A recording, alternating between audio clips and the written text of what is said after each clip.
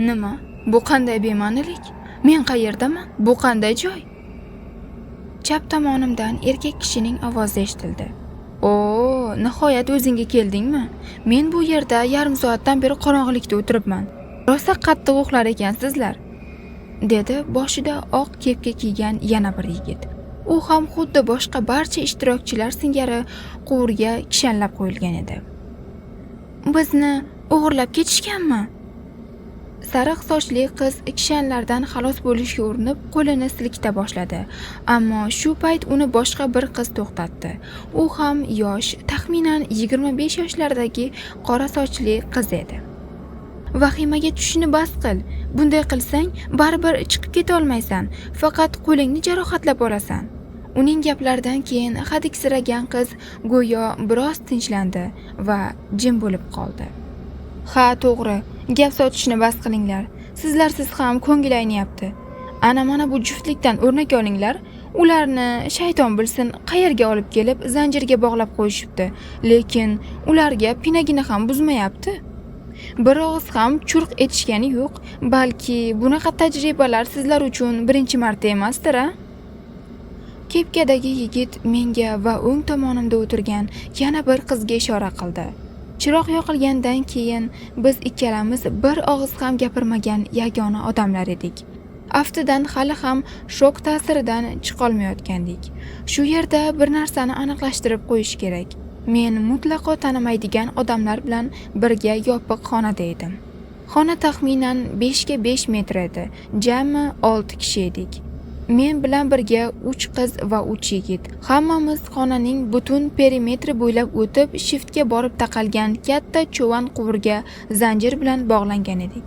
Aftidan bu yarim tashlandiq yerto'la yoki shunga o'xshash bir joy edi. Devorlari ko'chib ketgan, poladagi plitkalar singan, faqat bitta temir eshik bor. Shiftdagida esa lyuminessent chiroq ko'rinib turardi. U vaqti bilan lipillab xira sariq nur taratardi. Shu chiroq sabab atrofga oz bo'lsa-da qarash, vaziyatni baholash mumkin edi. Bizni haqiqatdan ham kimdir o'g'irlab ketgan edi va aftidan bu kimdir o'z ishining ustasi edi. Chunki hozir bo'lganlarning hech biri bu yerga qanday kelib qolganini eslay olmasdi. Hatto arzimas xotiralar ham. Ismimiz nima, qayerda yashaymiz, nimaga qiziqamiz, barchasi yo'qolgandi. Go'yo hamma o'g'irlanganlarga xotirani o'chirishga mo'ljallangan qandaydir zardob yuborilgandek. Faqat savol bitta edi. Nima uchun? Eshitinglar, birortangiz bu yerga qanday kelib qolganingizni eslaysizmi? Ya'ni, sizni bu yerga sudrab kelishlaridan oldin nima qilayotgan edingiz? Qo'llarida tachirovkalari bor sportchi gavdali erkak qisqa sukunatni buzdi. Hamma unga qaradi. Men shaxsan hech narsani eslay olmayapman. Nima qilganimni ham, ismimni ham, sizlarchi? Kepkadagi yigit ikki qizga, sariq sochli va qora sochli qizlarga yuzlandi. Ularning ikkisi deyarli bir vaqtda bosh chayqashdi. Ammo yonimda o'tirgan malla sochli jimjit qiz birdan jonlandi. Men ko'zimga tushgan yorqin nurni ko'rdim. Xuddi chaqnashga o'xshardi. Keyin esa qorong'ulik. Boshqa hech narsani eslolmayman. Gapini tugatgach, qiz negadir menga qaradi. O'shanda men uning yuzini birinchi marta yaxshiroq ko'ra oldim. Uzun kipriklar, yashil ko'zlar, to'lishgan lablar. Yashirishning hojati yo'q. U juda maftunkor edi. Ammo o'sha paytdagi vaziyat tanishuvga umuman mos emasdi. Shuning uchun men shunchaki undan yuzimni burdim. Voy, u gapira olar ekan-ku, kutilmagan holat. Demak, sen bu yerning mahalliy masqarabozisan-a? O'g'irlab ketilgan odam uchun juda ko'p hazillashyapsan. Senga shunday tuyulmayaptimi? Dedim men. Bu hazilkashning bezbetligiga ortiq chiday olmay. Endi Romeo ham ovoz berdi. Sizlar tasodifan juftlik emasmisiz? Bir-biringizga juda mos tushar ekansizlar. Yigitlar, ortiqcha gapni bas qilinglar. Bu yerdan qanday chiqishni o'ylash kerak. Qo'llaringizni bo'shatishga urinib ko'ringlar. Balki erkak gapini tugatishga ulgurmay qayerdandir shift tomondan yoqimsiz g'iyqillagan tovush eshitildi. Bu xonaning yuqori burchagida joylashgan, ko'zga tashlanmaydigan karnay edi. Oradan ko'p o'tmay undan dahshatli bir ovoz tarala boshladi. Bu ovoz bir zumda hammani jim qildi. Xush kelibsiz aziz mehmonlar. Sizlar hozir bu yerda tasodifan tushib qoldik deb o'ylayotgan bo'lishingiz mumkin, ammo ishoning unday emas. Sizlarni bu yerga bir voqea olib keldi.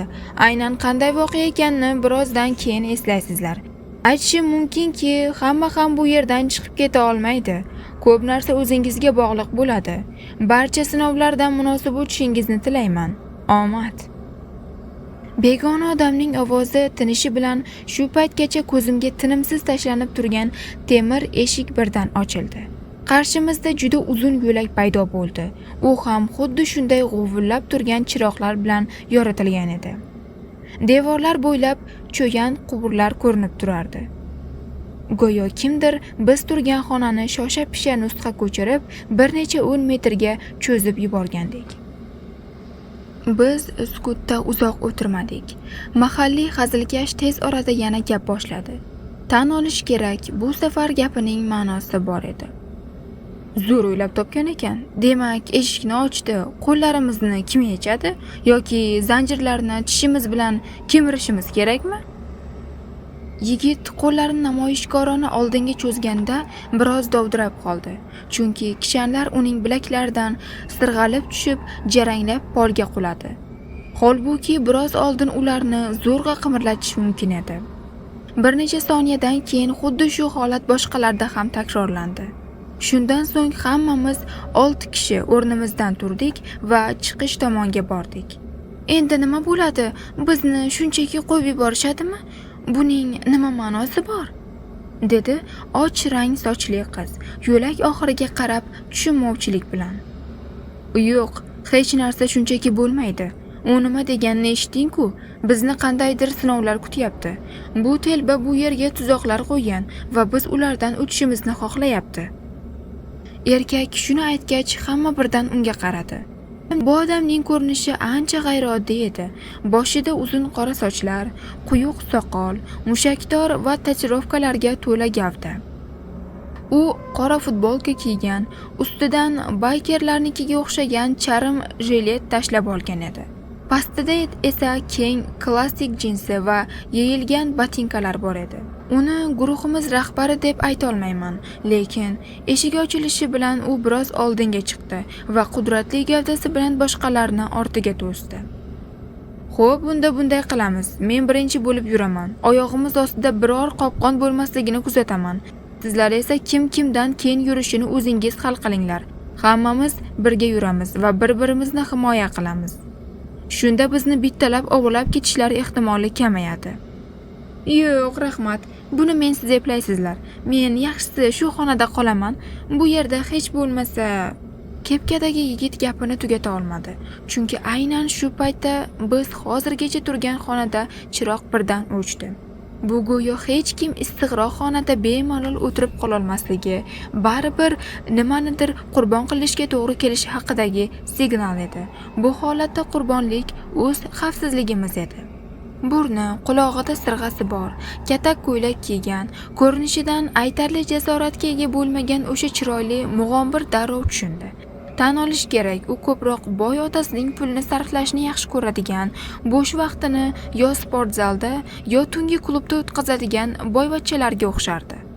Qorong'u xonada yolg'iz qolish unga yoqmagani aniq edi. Shu sababli yigit bir necha qadam oldinga yurdi. Bu bilan u boshqalar bilan borishga rozi ekanini bildirdi. Mana, yaxshi bo'ldi. Aqling kirishini bilgandim. Bo'ldi bolalar, ketdik. Bir daqiqani ham yo'qotmaylik. Biz xira yo'laklar bo'ylab sekin va ishonchsiz harakatlanardik. Vaqti bilan to'xtab, atrofdagi tovushlarga quloq tutardik. Ammo o'sha dahshatli tunnellarda g'uvillagan chiroqlardan boshqa hech narsa eshitilmasdi. Go'yo bizni qandaydir bunkerga sudrab kelishgandi. U yerda hamma narsa bir xil edi. Hatto devorlarda ham vaqti bilan bir xil raqamlar kombinatsiyasi ko'rinardi. 2319. Balki bu maxfiy koddir yoki qandaydir muhim voqea sodir bo'lgan vaqt shunday belgilangan bo'lishi mumkin.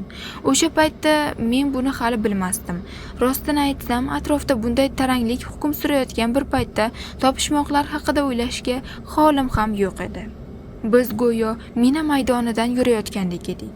Guruhdagi barcha odamlar, Xudo ko'rsatmasin, biror tuzoqqa tushib qolmaslik uchun har bir metrni sinchiklab ko'zdan kechirishardi. Shunday qilib yer osti labirinti bo'ylab sekin harakatlanib borar ekanmiz, bir lahzada tushuntirib bo'lmaydigan narsaga duch keldik. T shaklidagi arilish joyiga yetganimizda oldinda ketayotgan erkak birdan to'xtadi va sergak tortib chap tomonga qaradi. Men ham boshqalar qatori unga ergashdim. Bir necha lahzadan keyin yo'lak qorong'usida turgan past bo'yli inson siluetini ko'rdik. Aynan o'sha notanish turgan joyda chiroqlar negadir yonmasdi. Uning orqasida esa taxminan 20 metr narida yorug'lik joyida edi. Shu g'alati holat sababli shubhali qomatning chegaralari ancha ravshan ko'rinardi. "Hoy sen, qorong'udan chiq va o'zingni tanishtir." Soqolli amaki xavotirli sukunatni birinchi bo'lib buzdi va 2 qadam oldinga yurdi. Shu bilan u hech kimdan qo'rqmasligini ko'rsatmoqchi bo'ldi, ammo sirli siluet ham ortga chekinmoqchi emasdi. Polvon unga da'vat tashlashi bilan noma'lum mavjudot ham raqibining harakatini takrorladi. Bir necha qadam oldinga yurib qomat to'xtadi va hanuz indamay bizga tikilib turaverdi. O'sha lahzada men g'alati bir narsani payqadim. Unga eng yaqin turgan chiroq biroz lipillab tursa-da, baribir yonib turgandi, ammo birdan o'chdi. Go'yo kimdir elektrni boshqara olgandek, yoki u shunchaki o'z qiyofasini ko'rsatishni istamayotgandir.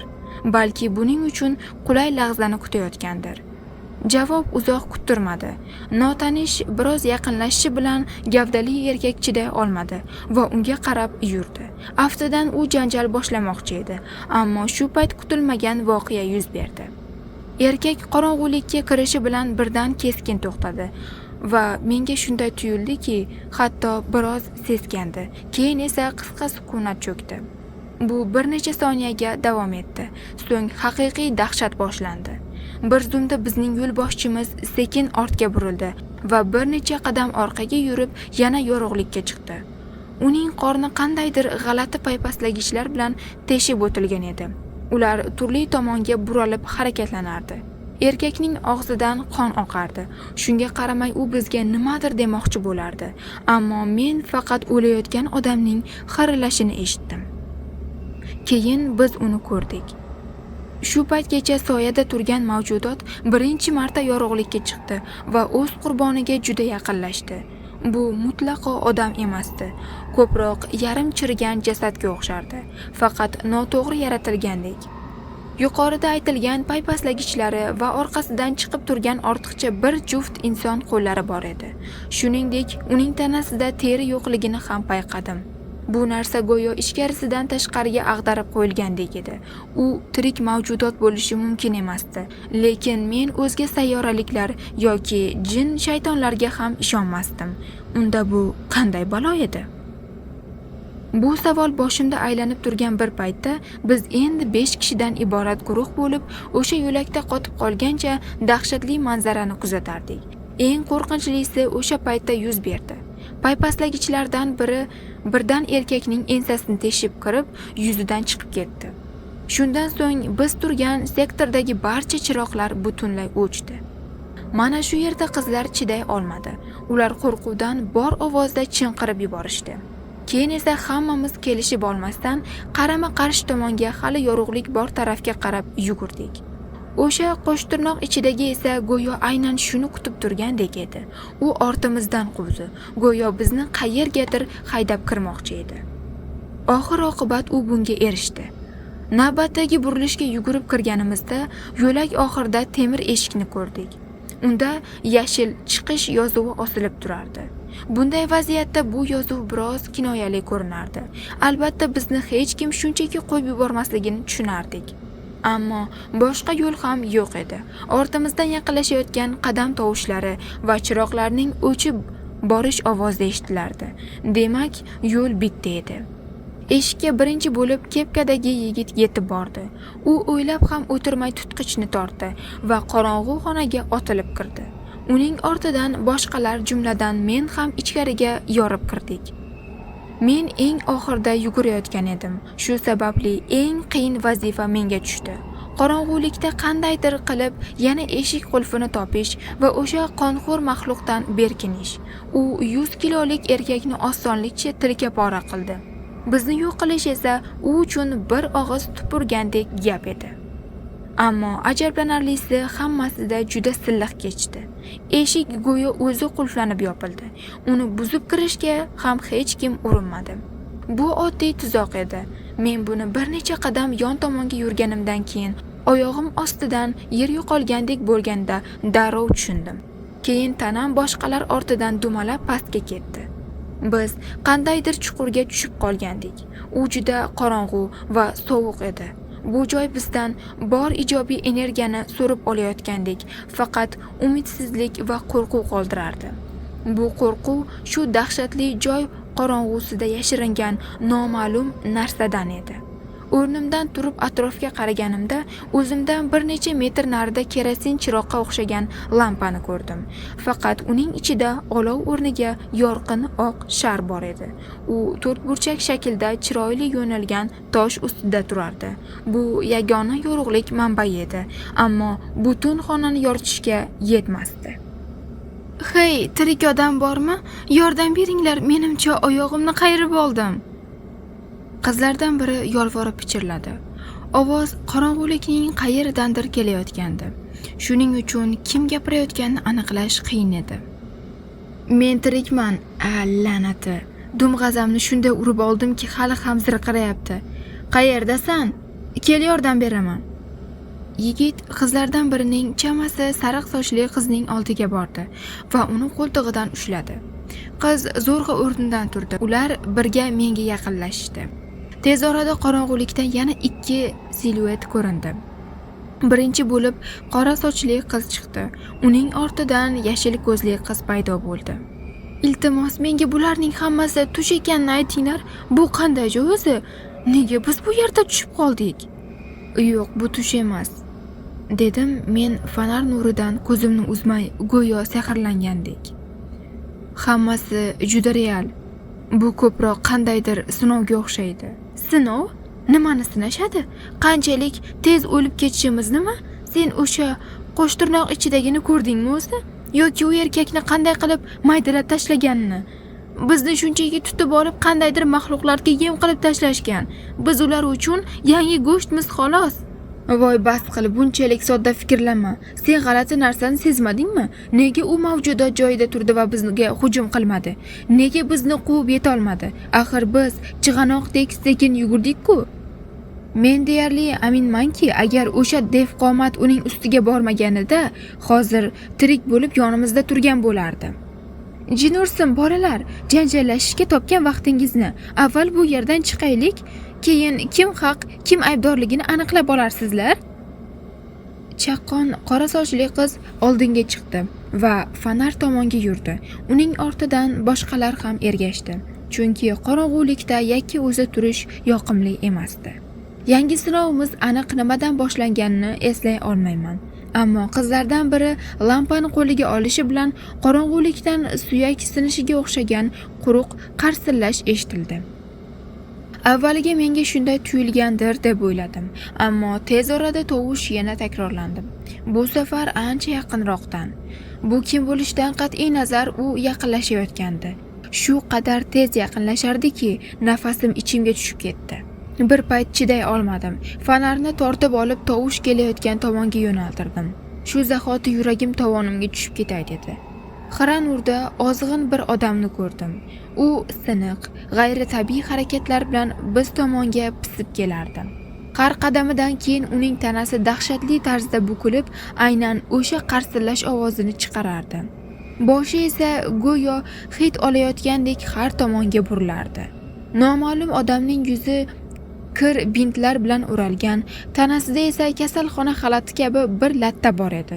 U aniq hech narsani ko'ra olmasdi, ammo negadir to'g'ri biz tomonga kelayotgandi. Men unga lampani yo'naltirgunimcha shunday davom etdi.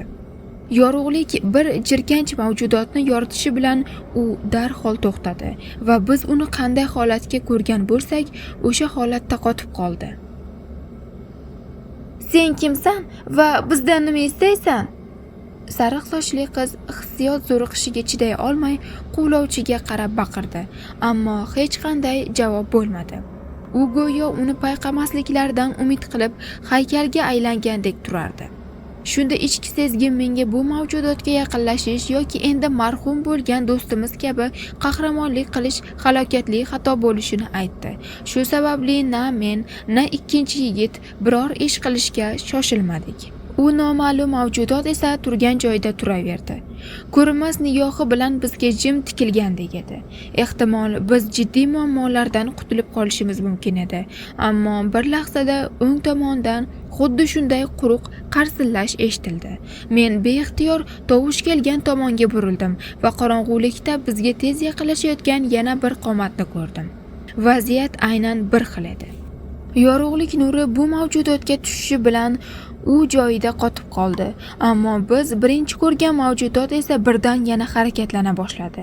Ehtimol men undan lampani burib olganim va u bir lahza qorong'ulikda qolib ketgani uchundir. Mayli, agar bu chuqurda bunday shaytonlardan ikkitagina bo'lganida ularni qandaydir nazorat qilish mumkin edi. Ammo tez orada shitirlash o'ngdan ham, chapdan ham har tomondan eshitila boshladi. Go'yo bizning guruhimizni halqaga olmoqchi bo'lishayotgandek. "Jin ursin, hazillashyapsizlarmi?" deb baqirdim men ovozim boricha. Men fonarni navbat bilan bir siluetga, keyin ikkinchisiga, keyin uchinchisiga yo'naltirardim. Tez orada bu maxluqlar shunchalik ko'payib ketdiki, ularning hammasini nazorat qila olmay qoldim. Bitta yo'l qolgandi.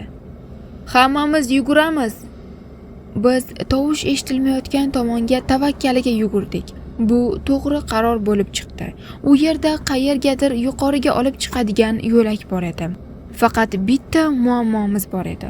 Oyog'ini qayirib olgan qiz mustaqil yura olmasdi. Shu paytgacha uni kepkadagi yigit sudrab kelayotgandi. Keyin esa boshqalardan ortda qolmaslik uchun uni butunlay qo'liga ko'tarib oldi. Ammo shu yerda taqdirning qora tasodifi aralashdi. Gap shundaki, atrof mutlaq qorong'u edi. Lampaning yorug'ligi yo'lni yoritishga ham yetmasdi. Shu sababli bir lahzada yigit oyog'i ostidagi katta toshni ko'rmay qoldi va qoqilib sariq sochli qiz bilan birga yerga qulab tushdi. Ular eng oxirida yugurishayotgani uchun men nima bo'lganini darrov tushunmadim. Keyingi safar ortimga o'girilganimda esa allaqachon kech edi. Yigit o'rnidan turib biroz yon tomonga sudralib ulgurgandi, ammo qizga ancha kamroq omad kulib boqqan edi. Uni atigi bir soniyada olomon ichiga tortib ketishdi. Shundan so'ng baxtsiz qizning qichqirig'i birdan uzildi. Tor yo'lakda bu yovuzlikni to'xtatish ancha osonroq edi, chunki ularning hammasi faqat bitta yo'nalishdan kelayotgandi. Men yigitni yoqasidan ushlab boshqalar tomonga itarib yubordim. O'zim esa sekin orqam bilan oldinga yurishda davom etdim. Butun guruhimiz uchun qalqon vazifasini bajarayotgandim. Bolalar deyarli paypaslab harakatlanishardi. Shunga qaramay tez orada ular eski liftga yetib borishdi. U turli shaxtada joylashgan, eshik o'rnida suriladigan panjaralari bor lift edi. Ichida chiroq yonib turgani uchun mening fonar bilan u yerda turishim shart emasdi. Men ularda nima bo'layotganini ko'ra olmasdim, chunki butun diqqatim maxluqlarda edi. Ular sehrlangandek qotib turar va men la'nati lampani qachon qo'yib yuborishimni kutib menga tikilishardi. "Jin ursin, bu qanday ochiladi?" Ortimdan kimningdir ayol ovozi eshitildi. "Chetga tur, men urinib ko'raychi." Yigit panjarani yelka bilan urib buzmoqchi bo'ldi, ammo foydasi bo'lmadi. Unda mexanik kodli qulf bor edi. Uni qo'l bilan buzib bo'lmasdi. "Sizlarda nima gap?" "La'nati lift yopiq. Bu yerda qulf turibdi." "Qulf? Qandaydir kalit kerakmi?" "Yo'q, raqamli kod. 0 dan 9 gacha 10 ta tugma bor. Biror fikr bormi?" "Jin ursin, endi tamom. Biz hatto o'z ismimizni eslolmaymiz. Bu yerda esa qandaydir shifrlar." "Men ham shuni aytyapman. Balki bu qandaydir muhim sana yoki shunga o'xshash narsadir, lekin variantlar juda ko'p. Somon ichidan igna qidirgandek bo'ladi." "To'xta, men bilaman shekilli. Tepada deyarli har burilishda bir raqam yozilgandi. 2318. Shunga o'xshash edi. Balki shu paroldir. Ko'zing burgut ekan-ku, qani urinib ko'raylik. Shuni aytib, yigit qulfga egildi va kodni tera boshladi. Hamma xursandchilikdan o'zini qo'yarga joy topolmasdi. Biz nihoyat bu la'nati yerosti zindondan chiqib ketamiz deb o'ylagandik, ammo unday bo'lib chiqmadi. Hozir gaplarimni qaytib olaman, to'g'ri kelmadi. Jin ursin, oxirgi 2 raqamni yaxshi esla olmayapman. 2316 ni sinab ko'rchi? Shu payt men g'alati bir narsani payqadim. Noto'g'ri kombinatsiya kiritilgach, qo'limdagi fonar birdan lipilladi. Keyin esa avvalgidan xira yoritadigan bo'ldi. Go'yo bu noto'g'ri urinish uchun jazo edi. Ikkinchi xatodan keyin men ancha taranglashdim. Agar avval bintga o'ralgan maxluqlar joyida turib qimirlamaslik haqida ham o'ylamagan bo'lsa, endi ularning harakati o'zgardi. Ular jimirlay boshlashdi. Boshlarini burishdi, qo'l barmoqlarini harakatlantirishdi. Go'yo asta-sekin muzdan eriyotgandek. Jin ursin, yana xato. Iltimos, yaxshilab esla shu la'nat raqamlarni. O'yla, u yerda nima edi? Endi 17 ni sinab ko'rchi? Mening gapimdan keyin lampa 1 soniyaga o'chdi. Shu yetarli bo'ldi. Mutantlarning oldingi safi jonlanib, men tomonga otilib keldi. Yaxshiyamki yorug'lik qisqa kechikishdan keyin qaytdi va quturib kelayotgan olomonni to'xtatdi. Endi xato qilishga imkonim yo'q edi. Men esa esladim. 2319. Ha, aniq, 2319. Nihoyat hammamiz uzoq kutgan lahza keldi. To'g'ri kod kiritilishi bilan qulf darhol ochildi. Lift eshiklari lang ochildi va biz eson-omon kabina ichiga kirdik. Shu vaqt davomida bizni dahshatga solgan mavjudotlar esa shunchaki ortga burilib, qorong'ulikka singib ketishdi. Go'yo ular hech qachon bo'lmagandek. Navbatdagi sinov tugadi, ammo oldinda yana bittasi bor edi. Balki eng og'iri, chunki u bizning asl mohiyatimizni ochib berdi. Kim eng og'ir vaziyatda ham inson bo'lib qola olishini, kim esa o'z jonini saqlab qolish uchun hech ikkilanmay birovning hayotini tortib olishga tayyorligini ko'rsatdi. Lift ichida turib, paneldagi yagona tugmani bosdik. Shundan so'ng kabina siljidi va sekin yuqoriga ko'tarila boshladi. O'sha paytning o'zidayoq ichimda yomon bir sezgi bor edi. Ammo bolalarning ko'zida ojiz ko'rinmaslik uchun asabiyligimni bor kuchim bilan yashirishga harakat qildim. Eshitinglar, men ismimni eslaganga o'xshayman. Azizman, ya'ni Aziz Mahmudov. 97-yilda tug'ilganman. Yigit nihoyat oppoq kepkasini yechdi. Uni xonada ko'rganimdan beri biror marta ham boshidan olmagandi. Ha, men ham esladim. Mening ismim Gulnoza. Yoshimni esa aytmay qo'ya qolaman. Mayli, sir bo'lib qolsin. Malla sochli qiz bu g'alati joyda o'zimizga kelganimizdan beri birinchi marta jilmaydi. Men esa Shahnoza, tanishganimdan xursandman. Senchi? Qora sochli qiz menga murojaat qilib, yelkamga yengil tegindi. Shu lahzada boshimda birdan bir manzara jonlandi. Juda tanish ayol ovozi meni ismim bilan chaqirardi. To'g'rirog'i chaqirmas, baqirardi. Men mashina haydab ketayotgandim. Tashqarida mayin yomg'ir tomchilardi. Keyin esa yorqin chaqnash, shu bilan xotira uzildi. Jamshid. Meni ismim Jamshid. Jamshid, nega bunchalik tunda ahvoldasan?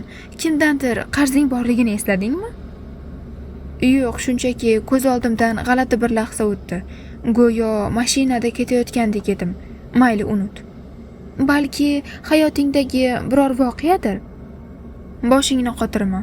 Bu chuqurdan chiqib olsak, hammasi darrov oydinlashadi.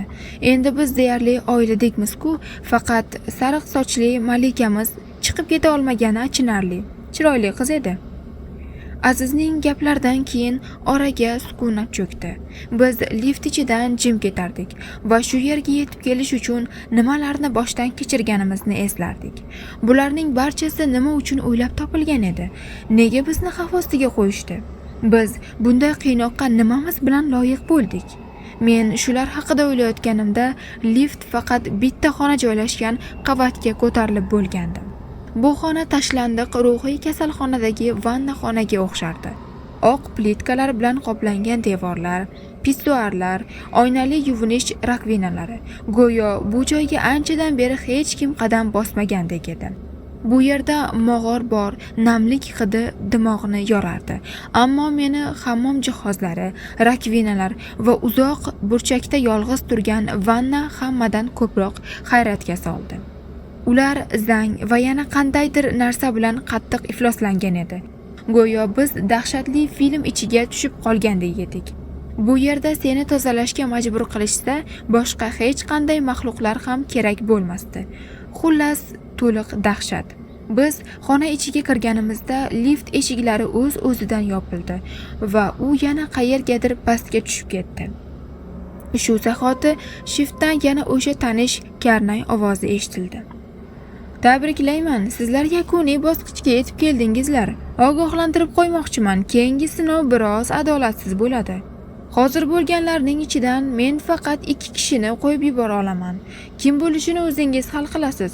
Kechikmaslikni maslahat beraman. Sizlarda bor yo'g'i 10 daqiqa bor. Kichik qo'shimcha: kim birinchi bo'lib chapdagi rakvinaga qarasa, qutulish imkoniyati 2 baravar oshiradi. Eng kuchli g'alaba qozonsin. Shu payt tanamni titroq bosdi. Yonimda turgan bolalarga qaradim va ularning yuzida aynan mendagi fikr va hissiyotlarni ko'rdim. Ular eshitganlariga ishonishni istamasdi, ammo ong ostida boshqa tanlov deyarli yo'qligini tushunishardi. Devorlardan birida soat osilib turardi. Strelkalar kechki 11:09 ni ko'rsatardi. Kim bu yerdan tirik chiqishni hal qilishimiz uchun atigi 10 daqiqa vaqtimiz qolgandi. Bolalar, faqat ahmoqlik qilmaylik. Bu ochiqchasiga ig'vo. Umid qilamanki, buni tushunyapsizlar. Mening gaplarim hozir bo'lganlarni soatdan ko'z uzishga va bir-biriga qarashga majbur qildi. Sen qayerdan bilasan? Balki u rost gapirayotgandir. Ular odam o'ldirishni qanchalik oson eplashini ko'rding-ku. Bu mutantlarning hammasi ham bir paytlar odam bo'lgan. Xo'sh, nima taklif qilasan? Shu yerda bir-birimizni qirib tashlaylikmi? Aqldan ozdingmi? Gulnoza meni qo'llab-quvvatlashga qaror qildi. Nega endi hammamizni o'ldirish kerak? 2 kishining o'lgani yetadi. Axir biz vahshiy emasmiz-ku. Yigit menga yirtqichlarcha qarardi. U qarshisida tirik odamni emas, raqibni ko'rayotgan edi. Men esa bu ahmoqqa yetib borishga urinishni to'xtatmadim. Garchi ich-ichimdan jarayon endi ortga qaytmasligini tushunayotgan bo'lsam ham. Bu 2 kishini qanday aniqlading? O'zing va yana o'zingmi? Yo'q, men u bilan bo'laman. Suhbatga Shahnoza qo'shildi. U o'sha rakvinaga hammadan yaqin turgandi. Men Azizni esladim. Biz u bilan birga mashinada ketayotgandik. Biz bilan yana Sevinch, o'sha blondinka ham bor edi. U mening dugonam edi. Ha, men ham uni esladim, lekin sizlarni eslay olmayapman. Bizni bu yerga tasodifan olib kelishmagan bo'lsa kerak. Shu payt yigit keskin harakat qildi va meni devorga itarib yubordi. Undan keyin sal nariroqda turgan Shahnoza rakvinaga yugurib bordi va uning ichidan kumush rang revolverni oldi. Gulnoza esa shu vaqt davomida joyidan qimirla olmay turardi. Ko'rinishidan u juda qattiq shok holatida edi. Ular bo'lmasa kim bo'lardi? Qara, hatto uzuklari ham bir xil. Shu lahzada nihoyat hammasi xayolimga chaqmoqdek urildi. Men Gulnozaga qaradim, keyin uning o'ng qo'liga tikildim. U ham menga qaradi. Bir necha soniyadan beri nishon ostida turganimizga qaramay, biz bir-birimizga jilmaydik. Bu mening xotinim edi. Xotiramda eshitgan ovoz aynan uniki edi. Biz mashinada ketayotgandik. Tashqarida yomg'ir yog'ardi. Keyin esa keskin chaqnash. Nahotki, shu payt birinchi o'q ovozi yangradi. Men Gulnozaning chakkasidan qon sachrab, devordagi oq plitkani bulg'aganini ko'rdim. Keyin uning jonsiz tanasi polga quladi.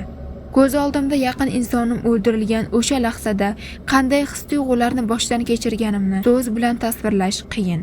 Uni yaqindagina eslagandek edim, ammo qalbimda shunday yovvoyi og'riq paydo bo'ldiki, undan imkon qadar tezroq qutulgim keldi. Men boshimni burib, so'nggi bor qotilning ko'zlariga qarashga ulgurmay, ikkinchi o'q ovozi eshitildi. Bu safar o'q mening peshonamga tegdi. Men o'z qonim ko'lmak bo'lib oqayotgan pol ustiga yotardim. Yo'q, men o'lmagandim. Ya'ni miyam ishlashda davom etardi, ammo tanam menga bo'ysunmasdi. Go'yo qandaydir filmda murda rolini o'ynayotgandek edim. Xotinim ham xuddi shunday edi. Biz bir-birimizga qarab yotardik. Ammo men shu bilan birga o'sha chirigan juftlikni ham ko'rib turardim. Ular tizimni aldab o'tgandan quvonib to'yishmasdi. Pistoletga birinchi bo'lib yetib borishdi va raqiblarni yo'q qilishdi. Ha, albatta, shunaqa deb o'ylashsin. Bir lahzaga ularga hatto achinib ketdim. Ular revolverni tashlab, kim kelib ularni qutqarishini kutib atrofga qaray boshlashlari bilan uzoq burchakda shu paytgacha turgan kir vannadan qizil nur sizib chiqa boshladi. Go'yo bu nur jahannamning o'zidan taralayotgandek edi. Butun atrofni darhol odamlarning yurakni tilka pora qiladigan qichqiriqlari to'ldirdi. Vanna chetidan esa qonga belangan paypaslagichlar ko'rindi. Ular yo'lakdagi jin maxluqda bo'lgan paypaslagichlarning aynan o'zi edi. Keyin nima bo'lganini o'zingiz ham taxmin qilgan bo'lsangiz kerak. Aziz bilan Shahnoza nima bo'lganini tushunishga ham ulgurishmadi. Paypaslagichlar ularning bo'ynidan o'rab oldi va bir soniyada vannaga tortib ketdi. Keyingi voqealar xuddi tuman ichida bo'lgandek esda qolgan. Faqat ko'z oldimda oq parda paydo bo'lganini, keyin esa yorqin chaqnash yuz berganini eslayman. Men kasalxonada hushimga keldim. Butun tanam bintga o'ralgan, sinib majaqlangan edi. 15-aprel kuni soat kechki 11:19 da jiddiy avariya sodir bo'lgan. O'sha kecha mayin yomg'ir yog'ayotgan edi. Yo'llarda mashina kam edi. Men xotinim bilan tungi kino seansidan uyga qaytayotgandim. Shu payt kulrang BMW qarama-qarshi yo'nalishga chiqib keldi. Rulda mast holatda yosh yigit 1997-yilda tug'ilgan Aziz Mahmudov bo'lgan. U komadan chiqmay kasalxonada vafot etdi. U mashinada ikki qizni olib ketayotgan edi. Old yo'lovchi o'rindig'ida o'tirgan 25 yoshli Shahnoza Rustamova ham halok bo'ldi. Faqat bitta sariq sochli qiz tirik qoldi. U orqa o'rindiqda o'tirgan va xavfsizlik kamarini taqqan edi. Men va xotinim ham qandaydir mo'jiza bilan omon qoldik. Garchi mashinamiz pachoq bo'lib ketgan bo'lsa ham. Shuningdek, bu dahshatli YTH da bir bayker ham jabrlangan. U Harley mototsiklda ortimizdan ketayotgan edi va vaqtida chetga chiqishga ulgurmagan. Uni yo'ldan piyodalar yo'lagiga uloqtirib yuborgan. Ammo baxtimizga erkak omon qoldi va boshqalardan ham oldin komadan chiqdi. Bilasizmi, balki men bularning barchasini kasal xayolim mahsuli deb o'ylagan bo'lardim. Ammo bu dahshatga guvoh bo'lgan yolg'iz men emas edim. Xotinim mototsiklchi yigit, darvoqe, uning ismi Murod ekan. Va Sevinch ham o'sha dahshatli yo'laklarni ko'rganini tasdiqladi. Karnaydagi ovozni, bizni sinagan, qalbimizni kovlagan va yopishib olish mumkin bo'lgan nuqsonlarni izlagan dahshatli maxluqlarni ham ko'rishgan. Bu o'ziga xos sinov edi. Kim haqiqatdan ham ikkinchi imkoniyatga loyiq, kim esa chirigan ruhi uchun abadiy do'zaxda yonishga mahkum, shuni aniqlaydigan sinov bo'ldimi? Murod bu sinovdan hammadan tez o'tdi, chunki u aslida boshqalar uchun o'z hayotini qurbon qildi.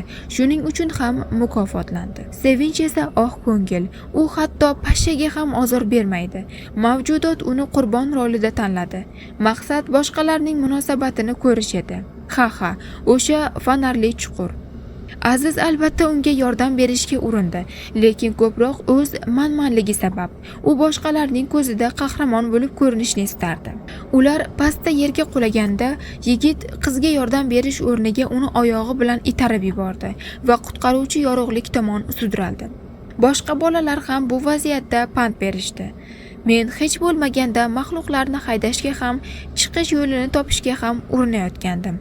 Ammo Shahnoza bilan Gulnoza umuman hech narsa qilishmadi. Shuning uchun yana bitta yakuniy bosqich bo'ldi. Hammasi o'sha yerda hal bo'ldi. Bu hikoyada albatta xulosa qilishingiz mumkin bo'lgan jihatlar bor, ammo har kim uni o'zi uchun o'zi bilsin. Men faqat shuni aytmoqchiman. O'sha avariyadan keyin ko'p narsani qayta angladim. O'limdan keyin bizni yana nimadir kutishiga ishondim. Balki bu ruhning qayta tug'ilishi bo'lar, balki klassik taqsimot. Kimdir jannatga, kimdir do'zaxga, ammo nimadir bo'lishi aniq. Men bunga chin dildan ishonaman. Ha, aytgancha, tinglovchilar, bizning Telegramda VIP kanalimiz ham borligini bilarmidingiz? U yerda siz YouTube kanalimizga hali joylanmagan, ekraningizda ko'rib turgan maxsus hikoyalarni ham tinglashingiz mumkin. Bundan tashqari, VIP kanalimizda "O'yin oxirigacha tirik qol" nomli katta qismli yangi hikoyamizni ham boshlab yuborganmiz. Agar siz ham VIP kanalimizga qo'shilishni istasangiz, asosiy Telegram kanalimiz orqali biz bilan bog'laning. Shundan so'ng maxsus kanalimizga qo'shilish imkoniyatiga ega bo'lasiz.